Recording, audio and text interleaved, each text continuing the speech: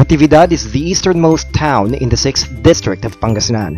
The town was once a barangay of San Nicolas, Pangasinan, and it is formerly known as Cabigan because it was inhabited by immigrants from Pitigan Abra who spoke their local dialect Bago. On December 25, 1904, Natividad was formally inaugurated as one of the towns in the east of Pangasinan. Today, Natividad is one of the fast-rising tourist destinations in the province of Pangasinan. Hello everyone! Andito tayo ngayon sa napakagandang bayan ng Natividad para mabisita ang kanilang ipinagmamalaking Sky Plaza at para masubukan na rin ang kanilang zipline sa taas ng bundok. Tara, samahan niyo ako!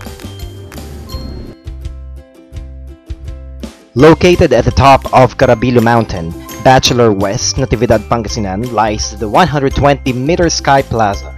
Reaching the top denotes success, especially when you saw the breathtaking scenery at the foothill of the mountain.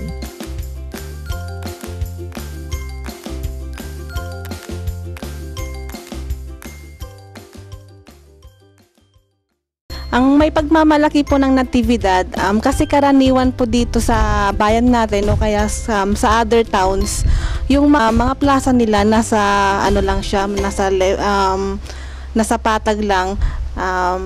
Yung Sky Plaza namin, nandito siya sa talagang peak, nandito sa bundok, kaya may thrill po siyang may thrill po siya, tsaka marami po siyang adventure dito, gaya po ng zipline. Yung zipline po namin 130 meters. Karaniwan po kasing pumupunta dito yung mga other cities o kaya yung mga tourists po natin from abroad. Maliban po sa zipline, meron din po tayong function hall na pwede pong gamitin any kind of occasions po. Tulad po ng mga weddings, debut, o kaya basta any kind of occasion po. Tapos makikita din po natin yung chapel namin dito. Yung chapel po natin for donations lang sa ngayon. At saka makikita po natin dito yung Our Lady of Nativity dun po sa grotto sa taas. Tapos mayroon din po tayong crucifix dun sa lagpas po ng grotto.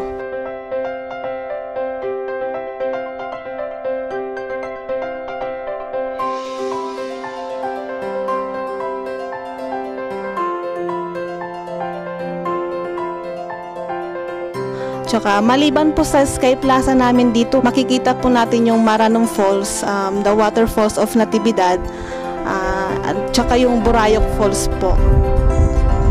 Hindi lang po yung mga karaniwang days po yung mga pumupunta ditong mga tao. Karaniwan po ginagawa pong retreat sites gaya po ng pagmahal na araw, ganon. Tsaka mas makikita din po natin yung view pag night time kasi talagang makikita po natin yung mga nearby towns na nakapalibot dito sa Natividad.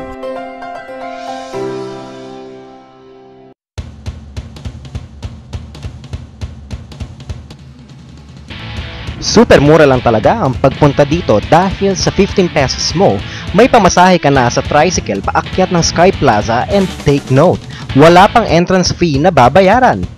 Ang tangi mo lang babayaran ay ang kanilang zipline ride na nagkakahalaga lamang ng 50 pesos para sa mga turista at 30 pesos naman para sa mga Natividanians.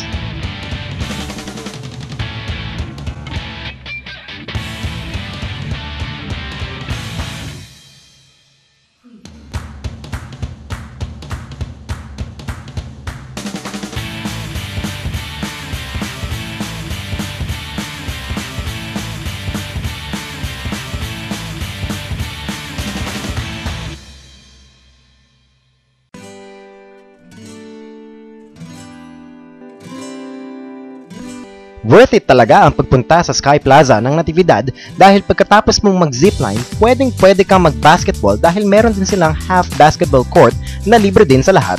At syempre, kapag napagod at nagutom ka sa mga activities sa taas ng bundok, pwede kang kumain sa kanilang mga picnic tables na nasa view deck ng plaza kung saan makikita ang mga bayang nakapaligid sa Natividad at ang luntiang kabundukan ng Carabillo.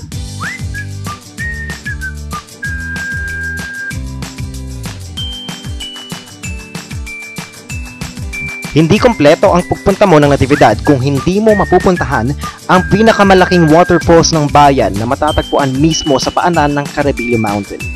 Hindi rin papahuli ang Natividad pagdating sa mga modernong resorts sa Pilipinas. One of the well-known resorts in Natividad is the Sirok Timanga Resort. Ilocano term for Under the Mango Tree Resort, Sirok Timanga Resort is ideal for camping and nature walking.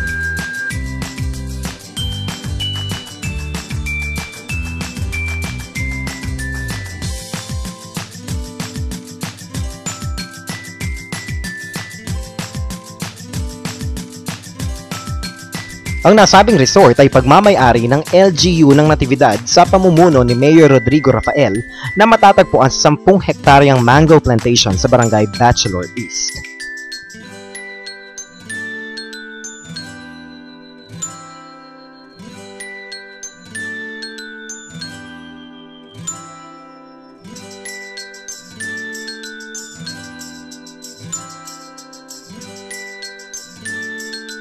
On behalf of the townspeople of Natividad, inaanyayahan po namin kayo, ma'am, sir, na bumisita dito sa Natividad para makita nyo po yung mga tourist spots natin dito tulad ng Sky Plaza, Damaram Falls, at mga resorts po namin dito. Welcome po kayo dito anytime bumisita dito sa Natividad. Natapos na naman ang isang araw ng pagtuklas sa mga natatagong tourist destination dito sa Pangasinan.